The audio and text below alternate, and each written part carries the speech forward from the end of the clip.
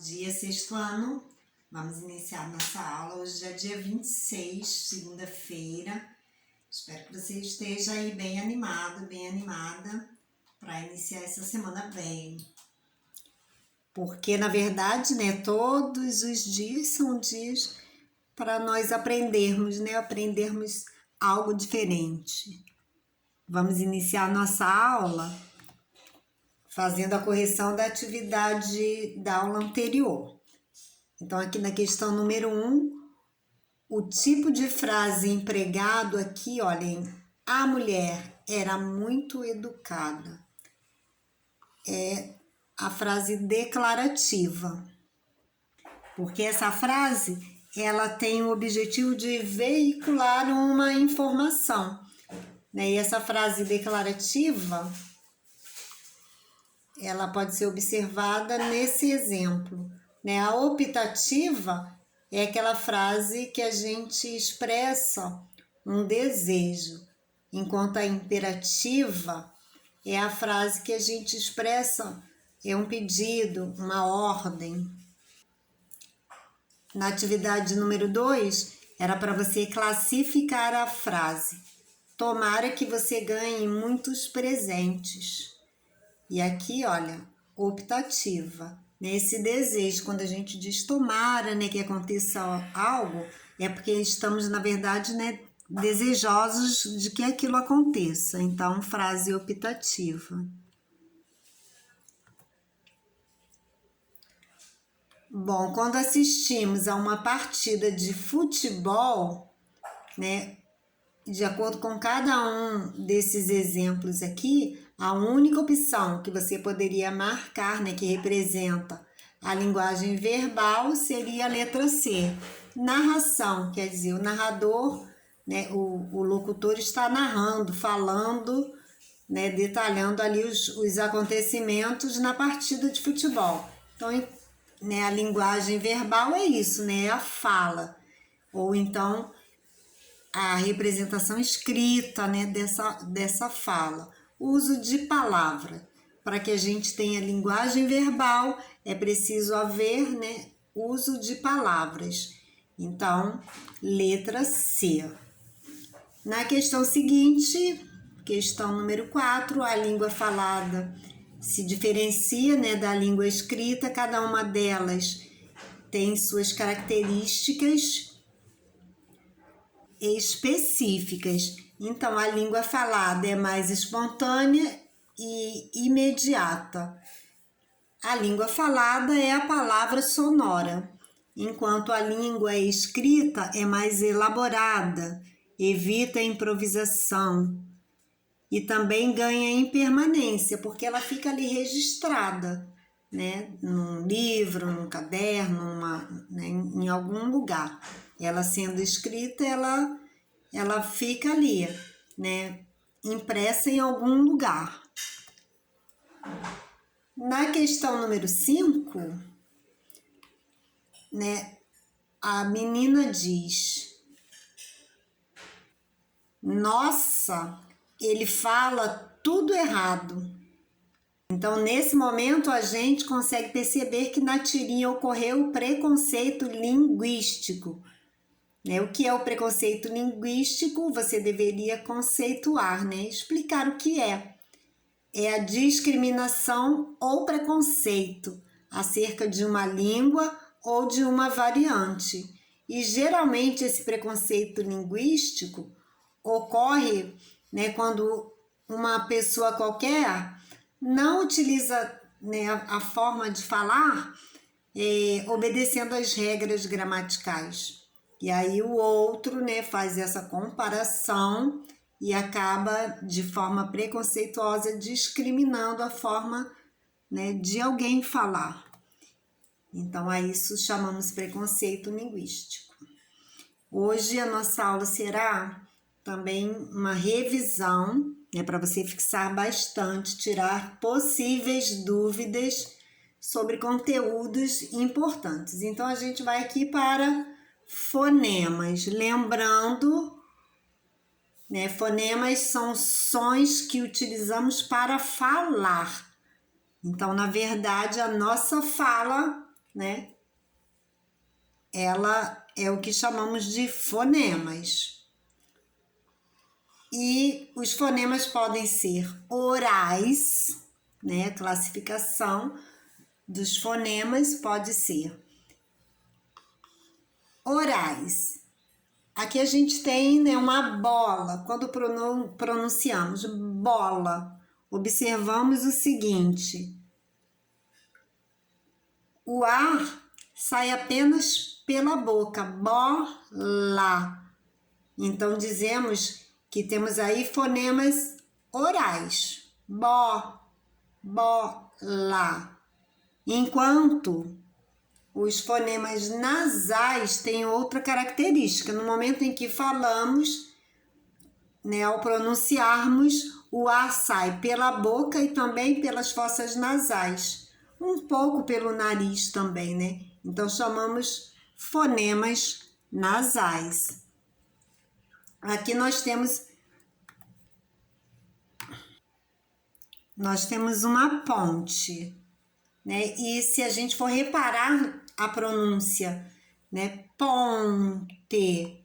Nós temos aqui uma saída de ar um pouco também pelas fossas nasais, por conta dessa vogal O seguida da consoante N. Ponte. Então, fonema também pode ser considerado nasal. Em relação à classificação dos fonemas, nós temos também algumas diferenças. Vogais são fonemas entendidos como tons, aqueles sons fortes. E aí eu coloquei aqui, olha, país, né? Temos duas vogais, né? Estão seguidas na palavra, tá? Mas no momento em que a gente separa sílabas, né? Temos país. Então, essa vogal A é considerada com som forte, né? Chamado tons. E aqui nós temos iam, também som forte. Então, país, né? Temos duas vogais. Se a gente for fazer uma comparação, né? Se tivermos a palavra pais, eles são os pais dessa criança, né? Pais. Teremos aí também uma sequência, né, das vogais A, I. Mas a gente observa o seguinte: uma delas é considerada semivogal, porque aqui nós teremos um ditongo, duas vogais numa mesma sílaba. E quando isso acontece, a gente tem que observar, né, e analisar qual das duas é um som, né, forte e qual delas tem um som um pouco mais fraco. E aí a gente vai identificar, né, a semivogal e a vogal, porque as semivogais são fonemas entendidos como semitons. Quando eu digo pais, eu percebo que a vogal é a letra A, pais. E a vogal, né, que é considerada com tom um pouco mais fraco, a gente chama de semivogal. Então, aqui, pais. Temos vogal, né, letra A, semivogal, I. Temos também a classificação dos fonemas, denominada consoante. O que são as consoantes? Fonemas entendidos como ruídos. Quando eu pronuncio, por exemplo, a palavra pote, eu observo que ao pronunciar esse P, os meus lábios, né, inferior e superior, eles se encontram, pó. E depois, quando pronuncio T, né, a ponta da língua vai lá no céu da boca. Então, por isso eles são entendidos como ruídos, são sons que pronunciamos e são entendidos como ruídos. Então, a classificação dos fonemas, vogais, semivogais e consoantes. E somente né, com essas letras do alfabeto, nós construímos qualquer palavra, né, pertencente à língua portuguesa. Você não pode confundir a noção de letra em relação ao fonema, né? O que é a letra? É a representação gráfica do fonema, né? É a forma que eu vou representar, tentando imitar o som, eu vou representar na escrita. Tenho aqui, por exemplo, sol.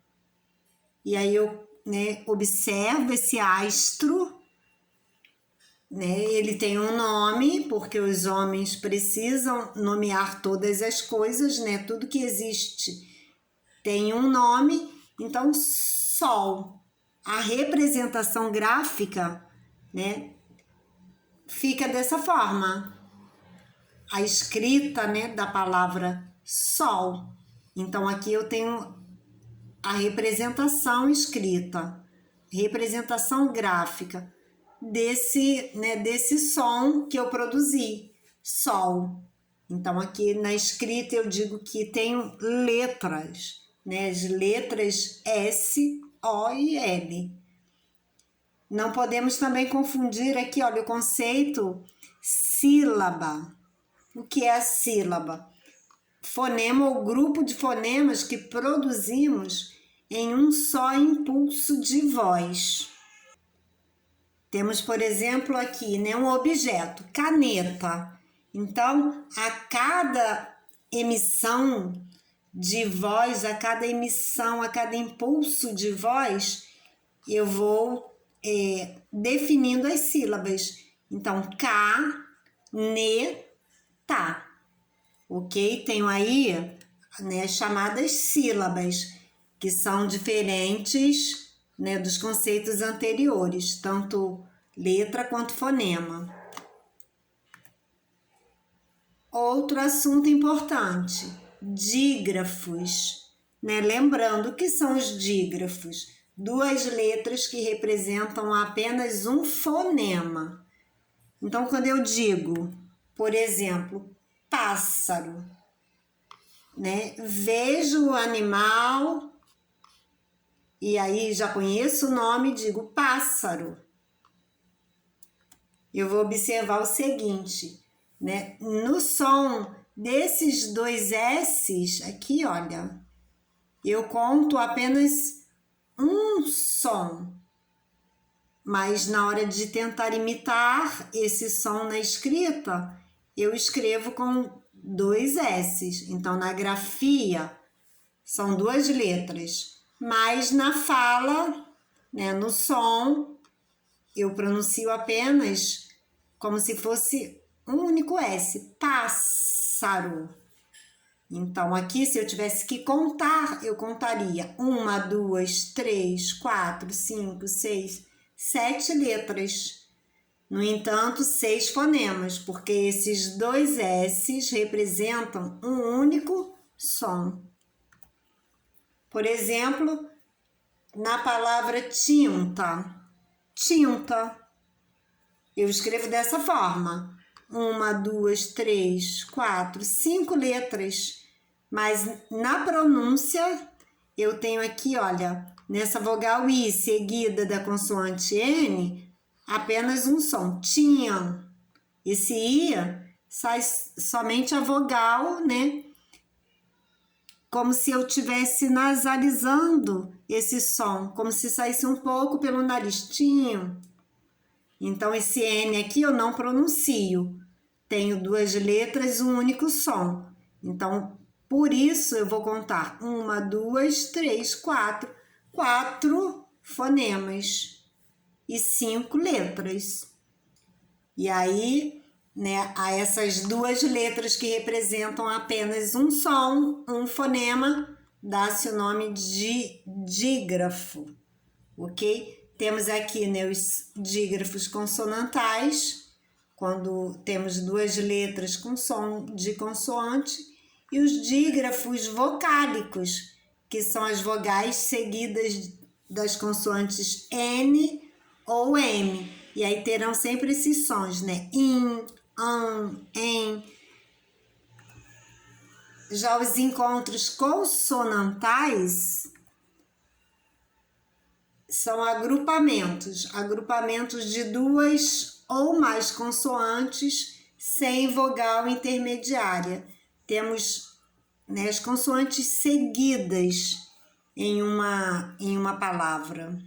E essas consoantes, elas têm o som, né? Cada uma delas é pronunciada, diferente do que acontece com os dígrafos. Temos aqui um exemplo, grade. O som da letra G e também da letra R, tá? São nítidos na hora da pronúncia. Grade, tá? Temos aí encontros consonantais. Por exemplo, na palavra estojo. Estojo, temos consoantes seguidas. S, T, tá? Então, aqui também temos encontros consonantais. E a pronúncia das duas consoantes, a gente consegue identificar individualmente. O som desse S, né, unido aqui seguido, vindo após a vogal E, o som do T, então encontro consonantal. O primeiro exemplo, a gente tem um encontro consonantal inseparável, porque no momento da separação de sílabas, GR ficarão juntos. No exemplo seguinte, esse encontro, né, vai ficar separado no momento da separação de sílabas. Estojo. S fica em uma sílaba, né? E depois na sílaba seguinte, ficará aqui, olha, esse T. Então, são encontros consonantais, né, diferentes. Aqui, inseparáveis, em grade e em estojo, são encontros consonantais separáveis. Em relação às linguagens, temos a linguagem verbal e não verbal. Toda vez que utilizarmos somente palavra, que podem ser escritas ou podem ser faladas, teremos linguagem verbal. Outras formas de comunicação, como cores, né, imagens, desenhos, sons, gestos, essas formas de comunicação, todas elas são chamadas linguagem não verbal. E é bem importante que você, né, entenda e compreenda que a nossa língua é infinitamente diversificada, né? E chamamos essa diversidade de línguas de variação linguística, embora, né, todos nós brasileiros falamos a língua portuguesa, mas de acordo com a região em que vivemos, com os grupos, né, que convivemos, de acordo com a nossa idade, tudo isso vai influenciar na nossa maneira de falar. Então, daí a chamada variação linguística. E quando temos, né, a discriminação ou preconceito acerca de uma língua ou de uma variante dessa língua, chamamos esse tipo de preconceito de preconceito linguístico. Então é isso, gente. Vamos finalizando aqui a nossa aula. Um grande beijo